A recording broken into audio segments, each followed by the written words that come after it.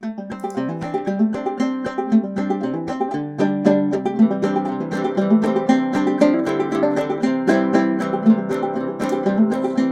right, welcome to Civil War Digital Digest. I'm Will. We've got a live stream coming up as a way to talk, bring an episode for this Wednesday and this week. We said we'd start here on Facebook, and I'm here with Steve Dacus from the 11th OVC Cavalry. Steve, thanks for coming in, and welcome home, I get to say to you. Yeah, appreciate it. Long drive back, for sure. Yeah, so those of you who don't know, both Steve and his team and we from Civil War Digital Digest wrote at the PCWA 160th Gettysburg event, and we're back. Today, we're going to talk about something other than the event, but before we get into it, I just wanted to take a minute. We saw so many of you who are fans of ours. Well, we're out at Gettysburg last week, and people stopped by the tent that we shared with History Fix and said hi and said thank you and told us from the digest about what you were using us for, how you were interacting with the content we did. And it was just really a shot in the arm as we work to make these things happen. I see a bunch of you coming into this page here. Check into the comments. Let us know who you are and where you're from. Steve, any thoughts about Gettysburg last week for you guys as a team out there? Yeah, no, we were out there. We had about 8 total came out with us. We had one infantryman that came out with us from Kansas. But overall, no, I have to reflect exactly what you just said. It matters when we have people come up and say that our videos actually either inspire them or help them or encourage them in whatever way, whether it's tangible or even intangible. Of course, Will, we were talking about this just a few minutes ago, is it gives us a little bit more fuel and more incentive to keep doing these videos, because obviously if no one watches them, if no one really says anything about them, it's easy to kind of not see the value, and people coming up and saying that, they really take away, information from either yours or my videos, and that actually means something and that they actually care about them. It was really encouraging, and it gives us obviously more fuel to keep doing them. Yeah, it's pretty great. And then on top of that, hey, we crossed a bridge today. You and I have been trying to cross for some period of time. We're on screen together doing an episode together today. So I'm pretty thrilled for that. Let's not waste people's time. Let's turn and get into it. You've got a new project going on over there. Well, it's not new, but you've released it. Let's help you get some more promotion. Tell us what you're working on.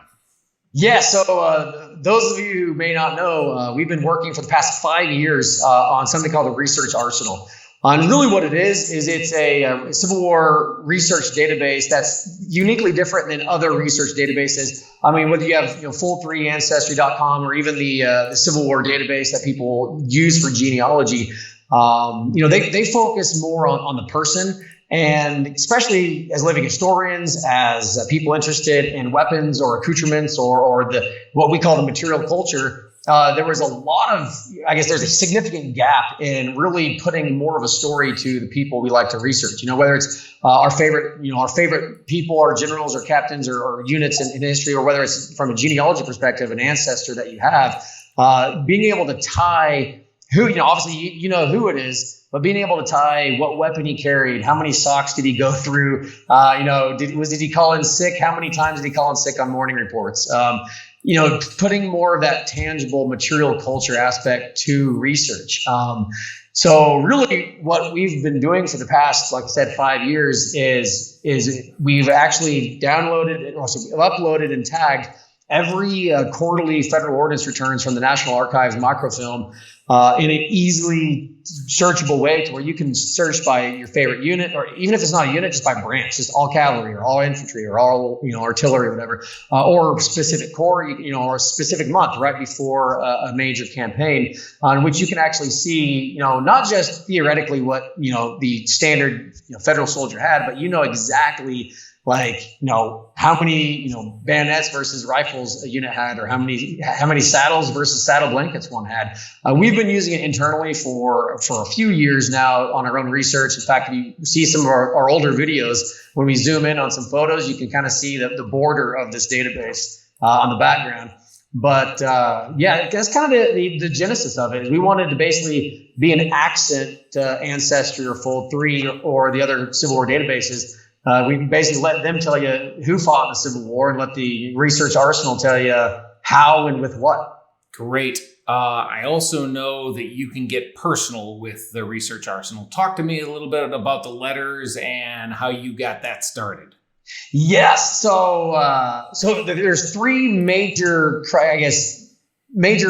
sections that we really value that has the highest value right now. We're adding more and more every day to other things, but we have obviously ordnance returns, thousands of photos that we've tagged with everything, and then like what you just mentioned, we have about 30,000 letters that are digitally scanned, transcribed, and keyword searchable. 99% of those are thank you so much to Griff with Shared and Spared. I contacted him again about 5 years ago, and I gave him this spiel of this crazy idea and dream I had, and he was like, "Yeah, whatever, kid, go ahead if you want to." And I'm like, "Yeah, okay, cool, I'll do it."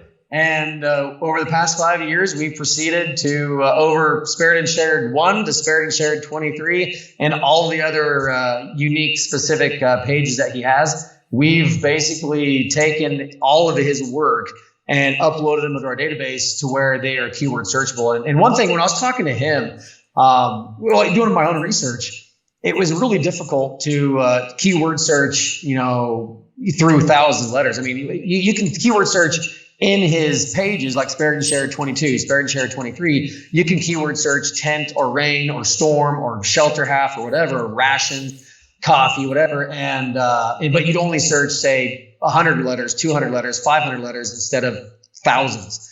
And I didn't like that because I would have to search 30 different pages to get a comprehensive look at it. And that's what this does. This database, we put everything in one. And it not only can you search through keyword, it's a multivariate search. So you can type in a specific date in addition to a specific unit or branch and specific to a different name. And then you can add keywords on top of that. So it's a multi-layered search to find exactly what you're looking for.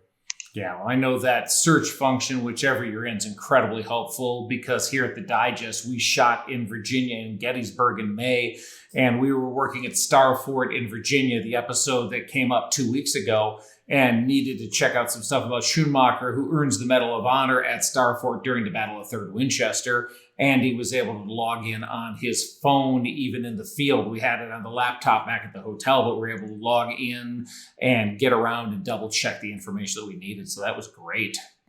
Yeah, that's exactly what it's for. Yep. Okay. Well, you said there's three segments. You mentioned letters. You've mentioned ordnance returns. What's the Yes. So the other one, actually, which is taking us significantly more time than planned, is photos. Those of us who are really into the material culture, I could easily geek out, nerd out, getting lost in the Library of Congress images, where I think now they have like 19 or 20,000 images uploaded right now that are tied to the Civil War, and you can find whatever random photo you want. And the problem I had, in fact, why I got kind of frustrated and then chose to do this on our database, is I remember finding an image that was, just amazingly perfect for a specific type of video or situation I wanted. And I knew I found it like a month ago, and I could never find it ever again. I knew it was a guy with a Philadelphia canteen, with a forage cap, with his hat turned brimmed up, with a shell jacket that was unbuttoned. And no matter what I did, I could never find it again. And I was like, there's got to be a better way, because if I could just type in those criteria, then surely that narrows it down to at least 100 I can search through. And so that's what we did. We actually, again, working with the Library of Congress, uploading. At the time, it was about 12,000. Of course, they've added significantly more since then. But we have just slightly north of 10,000 Library of Congress images that we have keyword tagged every item in the image. I mean, from stupid things like rocks and trees, to shelter halves, to A-frames, to wall tents, to Philadelphia canteens in general, New York canteens, to shell jackets unbuttoned, long beards, facial hair, clean shaven, young. Most images have 20 to 30 keywords in them. Some images have hundreds of keywords in them. Especially images that have regiments fully formed up or in the field. It's amazing. Especially some of these famous Gettysburg, dead photos of the soldiers who died in the field. they have so much detail on the suspenders and the drawers and the shirts that you can see when you zoom in on them. And just like the Library of Congress, you can download the high quality TIFFs or JPEGs, zoom in. You can do that on Research Arsenal as well, to where you can zoom in with a slider bar and see those details. I got to say this, for one of the most surprising things I saw is there's a famous image that people always use of Atlanta, I believe. Like where the slave district is, and there's a street with a guy sitting on a chair and a rifle up against the wall, and it's just a normal street view. And if you zoom in on one of the doorways that's open, you can see the hip of a soldier trying to hide from a camera and a coffee pot that he's holding. Wow. And I would have never seen that had I not zoomed in on that. So when you add the being able to keyword search letters with the ordnance returns and knowing exactly what your favorite regiment, where it was issued and carrying, not just issued, but carrying in the field at the time of the campaign, combine that with photographic evidence, you create this triad of material culture references, primary sources, that really paints a clear picture, more than just knowing that your grandpa fought in whatever unit. So that's the value that we like to bring. Well, that's great. And it leads me to a question, and that is, if somebody wants to help you, you're at 10,000, you're at all these letters. If someone has a letter or a collection of letters, if someone has a military document at home that they've collected, or that if they have an image, are you accepting submissions for the database, and how do you go about doing that? Yeah, no, excellent question. Right now, in the future, our plan is to make that more automated to where people can do that themselves. But right now, we want to ensure quality, and the vetting process is something that we take seriously. And so right now, actually, I can say this has happened already. We've had dozens of diaries temporarily donated to us, to where they send them to us, we scan them, we transcribe them, we send them back to them, so it's theirs. And then we upload the digitized images and the transcription to where then it's keyword searchable. So really, if someone wants to do that, basically contact us via researcharsenal.com or Facebook as well, or I guess Facebook or the actual website is the best way to get a hold of us. And we'll work through the process of getting the documents to us, whether we come and pick them up or whether we scan them at your house, which we've done before, or whether you feel comfortable enough mailing them to us, in which we'll do everything in our office and then send them back to you with a transcription that you can use. So right now, just contact us via Facebook or our main page, researcharsenal.com, and we'll get it uploaded for you. Great. And what about somebody who's a photo collector? I'm sorry, who's a what? Well, who's a photo collector? That's the text. What about the images? Photos. Same process. Just let us know. In fact, you'll actually see, you can search by source. You can filter out by Library of Congress, or state archives, or private individuals.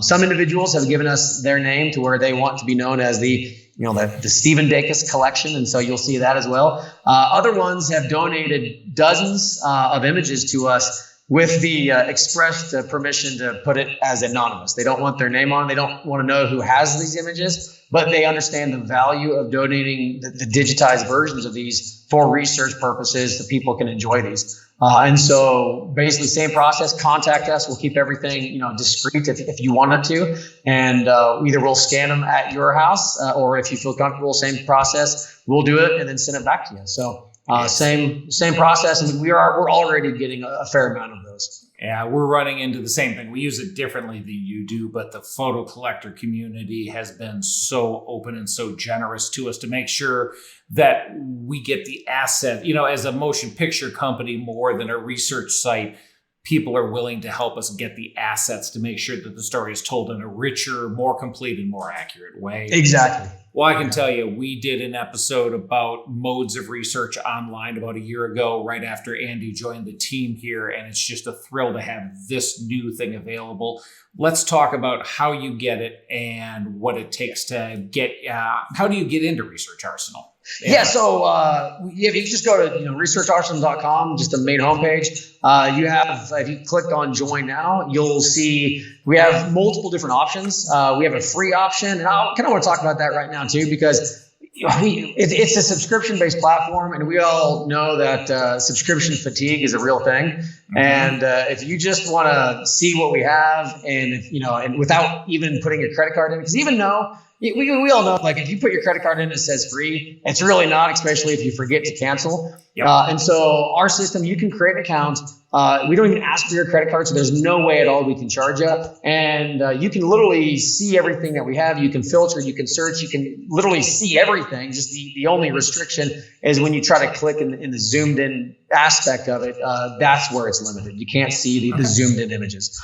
All you see is the thumbnails with the metadata tags on the side of it, right? So you can run all the searches, see what you want. If we don't have what you want, then no harm, no foul. We don't even have your credit card information. Can't even charge you. So we have the free version, and then we have really the core of it is a monthly subscription or an annual subscription. If you just want to kind of see what we have, like 1 or 2 months, maybe do a blitz of a research, 1, 2, 3 months, you can do that. Or we have, and that's about $12 a month. And then we have the annual subscription, which is $7 a month that we just bill all at once for the year. That gives you a significant discount. So instead of $12 a month, it's $7. But obviously you pay for the year, and that allows you a significant savings. One thing I also want to add is we have a student discount or academic discount. If you have a .edu address, the entire subscription is I forgot what it was, like a significant discount.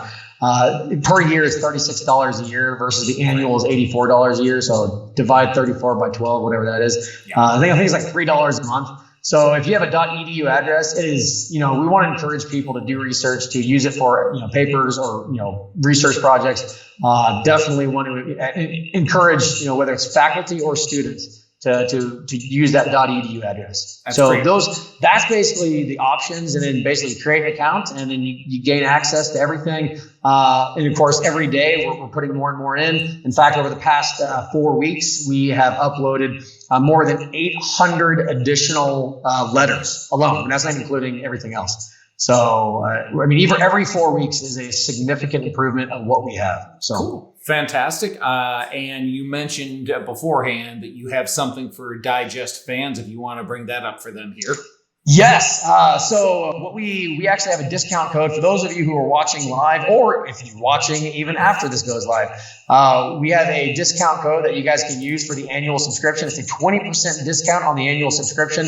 That if you just type in CWDD, stands for obviously Civil War Digital Digest. It's just CWDD, lowercase. Type it in. When you get your annual subscription, you'll get a 20% discount for those who follow both you guys and us. So much appreciated. Gang, I put it wrong on the screen. I built the graphic here. I built it all capitals. I didn't ask Steve.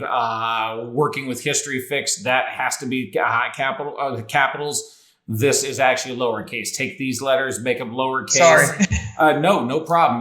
The great thing is the annual subscription is already the best value going regularly, and then you're offering everybody a slightly better discount off of the best option. So I'm thrilled to see that, and thanks for sharing that with our participants. I can say this by way of specific example. Andy is commanding the federal side for Receding Tide in a couple of weeks. And I saw, I'm not able to go to that event, unfortunately, with family commitments, but I did see him put out a post there that said, okay, they're portraying the 2nd Delaware. He said, everybody who's in an NCO in the 2nd Delaware, everybody wears enlisted men's belts. There are no NCO belts. Yeah. He'd gone through Research Arsenal, double-checked the Ordnance Reports, and was able to make a tweak and continue to improve the impression to tell the story of the 2nd Delaware at the end of July. Exactly. And really that's where a lot of the use that we're seeing now is either on a genealogy end, where people say my ancestor fought in this, the unit, I want to buy whatever weapon he had. So what did he have? The Ordnance Returns tells you right that. You can look that up in seconds. Or secondarily, what you just said, it's really improving our impressions for living history. With the events that we're starting to see more and more is when you portray, the 72nd New York, or when you portray the 1st Minnesota, when you portray whatever unit, you can go on the Research Arsenal, look at what quarter or what month they put these returns in, and you can see exactly what they had. For us as cavalry, we realized that a specific unit had a whole bunch of saddles, not one standard issue saddle blanket.